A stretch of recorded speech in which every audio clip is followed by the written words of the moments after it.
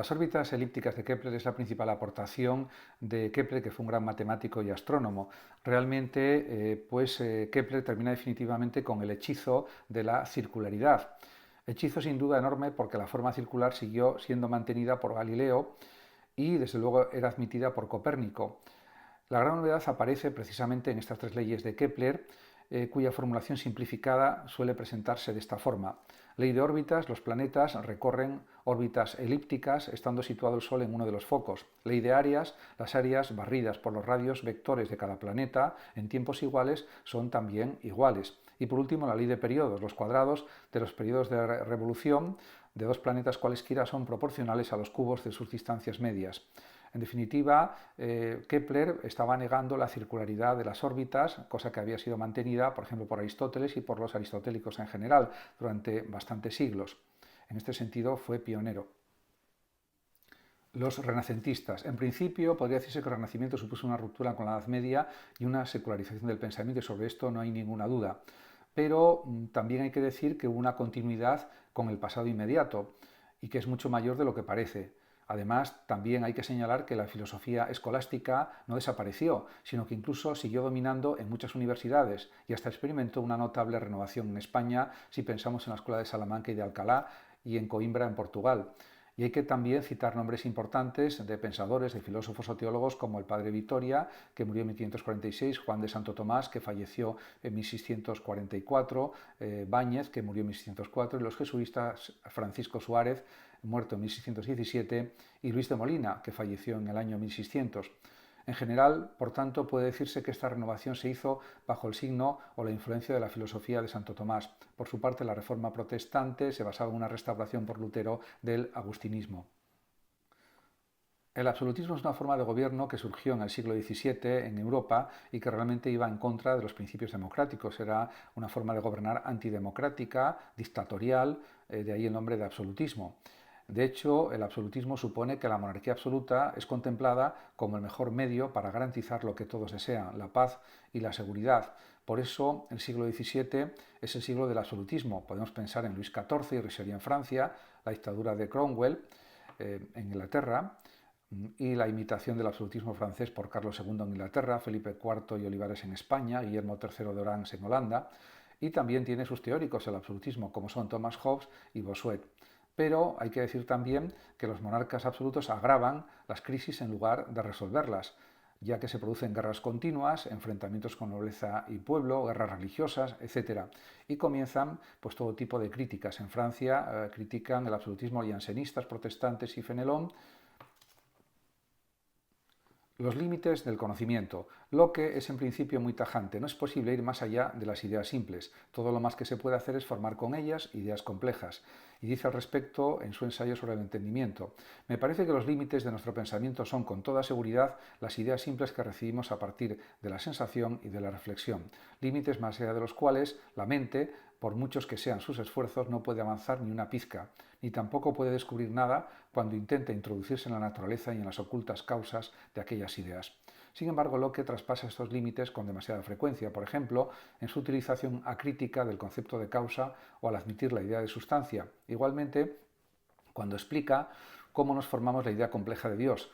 Tomamos ideas simples procedentes de la reflexión como conocimiento, poder, felicidad, y las ampliamos con la idea de infinitud, de manera que poniéndolas todas juntas forjamos nuestra idea compleja de Dios. En este sentido, pues hay una influencia también de Descartes en Locke.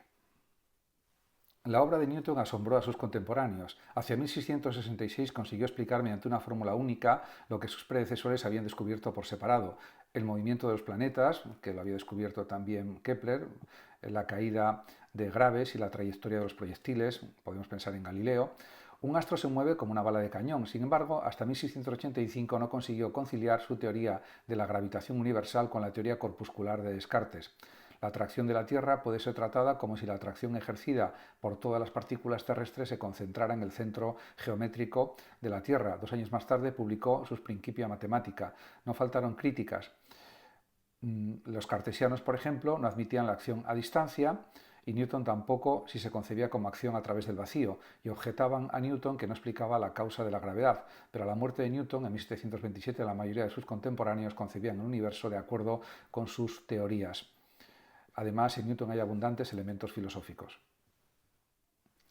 Pedro Bayle y el diccionario histórico crítico. La Ilustración francesa comienza con Pedro Bayle, que nació en 1647 y murió en 1706, autor de una de las obras más difundidas en el siglo XVIII, el diccionario histórico y crítico. Bayle, que era calvinista, defendió siempre la tolerancia y la libertad de pensamiento. Su diccionario tiene fundamentalmente una intención crítica y pretende ser una colección de los errores que se han ido sedimentando en la tradición cultural europea. El método empleado es buscar sus orígenes, por lo cual Bayle se convierte en el fundador de la crítica histórica.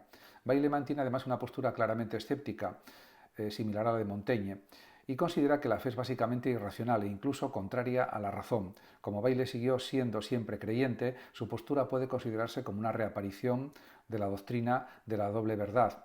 Así pues, Bayle no podía aceptar el deísmo o religión racional, pero expresa muy bien que en su tiempo la filosofía había roto ya con la religión. Podemos pensar también en el materialismo y en el sensismo, por ejemplo. Los filósofos naturalistas defienden una concepción no materialista de la realidad, que sin embargo prescinde ya de cualquier clase de recurso a la divinidad, cosa que no habían hecho ni Newton ni el deísmo. Pero aunque se prescinda de Dios, no se reduce toda materia y movimiento de carácter exclusivamente mecánico. Junto al movimiento de los átomos se afirma que estos poseen también vida e incluso algún grado de conciencia. De este modo se realiza una síntesis de la física de Newton y la metafísica de Leibniz, teoría de las mónadas. Se trata, por tanto, de una filosofía de la naturaleza no estrictamente materialista, por más que vida y conciencia sean concebidas como propiedades de la misma materia. Esta concepción puede ser llamada, en consecuencia, naturalismo, y sus principales representantes son Pedro Luis Moreau de Maupertuis, que nació en 1698 y murió en 1759, y Juan Bautista Robinet, que vivió de 1735 a 1820. Estas teorías filosóficas son importantes. El liberalismo aristocrático está representado por Montesquieu, que murió en 1755, que pertenecía a la nobleza, era presidente del Parlamento de Burdeos y se encuadra en la primera generación de la Ilustración francesa. Su obra fundamental, como se sabe, es El espíritu de las leyes, que fue publicada en 1748. Según Montesquieu, el origen de la sociedad y el derecho no se encuentra en un contrato social, como señalaban Hobbes, Locke o Rousseau, sino en la naturaleza misma del hombre, y varía según las circunstancias geográficas y climatológicas. Las leyes, escribe, son las relaciones necesarias que derivan de la naturaleza de las cosas. Pero justamente el espíritu de las leyes consiste en las diversas relaciones que las leyes pueden tener con diversas cosas, con las costumbres, clima, religión, comercio, etc. Montesquieu describe las diversas formas de gobierno ocultando su preferencia personal por una monarquía aristocrática. Pero lo más interesante de su obra es la idea de que cualquier forma de gobierno debe ser moderada por diversos contrapesos, por ejemplo, la separación de poderes.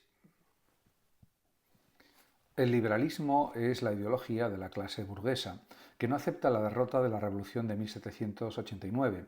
En realidad, hay varios liberalismos: económico, basado en la riqueza y la propiedad, que se opone al dirigismo del Estado y es el fundamento doctrinal del capitalismo.